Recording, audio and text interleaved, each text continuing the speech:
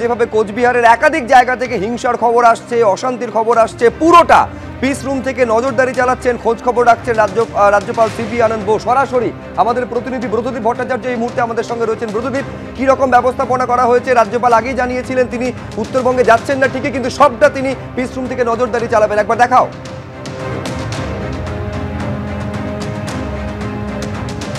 একেবারেই রাজ্যপাল যে কথা দিয়েছিলেন কার্যত সেই কথা মতোই কিন্তু আজকে সকাল থেকে পিস রুমে নিজে সরেজমিনে গোটা পরিস্থিতির ওপর নজর রাখছেন। আমি একটু ক্যামেরায় আমার সহকর্মী প্রতীককে দেখাতে বলবো ছবিটা। আমরা রাজভবনে এই মুহূর্তে রয়েছি এবং এটা রাজ্যপালের সেই পিস রুম। ঠিক রাজ্যপাল যেখানে বসে আছেন তার পিছনে যে গোটা লোকসভা নির্বাচন তার গোটা নির্ঘণ্ট কিন্তু রয়েছে। তার পাশাপাশি একটু সামনের ছবিটা দেখাতে বলবো। রাজ্যপালের দুই পাশে রাজভবনের দুইজন কর্মী রয়েছেন এবং তাদের সামনে 4টি টেলিফোন রয়েছে এবং ক্রমাগত এই 4টি টেলিফোনই কিন্তু বেজে চলেছে। তোমাকে জানাই সকাল থেকে যে সমস্ত এলাকাগুলি লোকসভা কেন্দ্রগুলিতে নির্বাচন চলছে, কোচবিহার, আলিপুরদুয়ার, জলপাইগুড়ি, কার্যত প্রত্যেক জায়গা থেকেই কিন্তু ফোন আসছে এবং সেই অভিযোগগুলি পাওয়া যাচ্ছে। আমরা জানতে চাইব কোন কোন জায়গা থেকে মূলত অভিযোগগুলো আসছে। এটা যেমন আছে 222 নাম্বার বুথ আপনার দিনহাটা থেকে।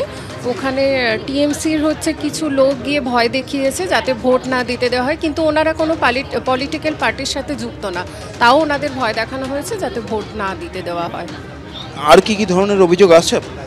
হ্যালো হ্যালো সুব্রজিৎ, দেখতেই পাচ্ছ পর ফোন এসে যাচ্ছে বিভিন্ন জায়গা থেকে।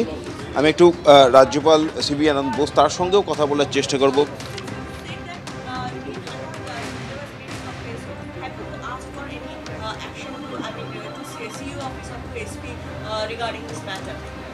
See, the functioning of the peace room is only as a facilitator.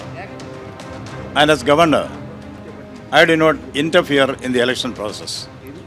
What we do is, the petitions and grievances received here will be brought to the notice of the election authorities for appropriate action, and we will also follow up whether action is being taken.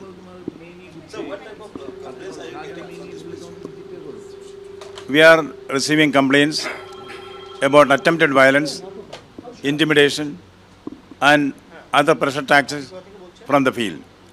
We also receive some complaints that when approached, the police is not taking proper steps. These are all complaints. We take it up with the election authorities for appropriate action. একেবারে রাজ্যপালকে piece room থেকে পুরো বিষয়ের উপর নজর রাখছেন। আমি কৌস্তবের কাছে এইখানে আসতে চাইবো। কৌস্তব, আমাদের এই রাজ্যে সবার আগে সেন্ট্রাল ফোর্স পাঠানো হলো, সব থেকে বেশি সেন্ট্রাল ফোর্স কোচবিহারে ডিপ্লয় করা হলো, কিন্তু তারপরেও যদি এই ছবি দেখা যায় যে রক্তপাত হচ্ছে, বাড়ির সামনে দুয়ারে বোমা পড়ে রয়েছে, আমি বলছি কোন মানুষটার নিজের জীবনে ঝুঁকি নিয়ে ভোট গ্রহণ কেন্দ্র পর্যন্ত যাবে? ঠিকই তো শুভ্র, এরকম একটা তো আমাদের রাজ্যে কথা আছে যে রাজ্য নির্বাচন কমিশনের কোনো ভূমিকা থাকে না, মানে কোনো ব্যাপারই নেই, মানে ভোট গ্রহণ থেকে একেবারে কাউন্টিং অবধি দেদার গোলমাল চলে। কিন্তু কেন্দ্রীয় নির্বাচন কমিশন আছে, কিউআরটি কোথায় আমি জানি না, এখানে তো বিশ্বনাথ দ্বারা আছে, ওনারা বলতে পারবেন কিউআরটি কুইক রেসপন্স টিম কোথায়? এরিয়া ডমিনেশনের কাজ শুধু কি বুথ ডমিনেশন করলে হবে নাকি? এরিয়া ডমিনেশনের কাজ কোথায়?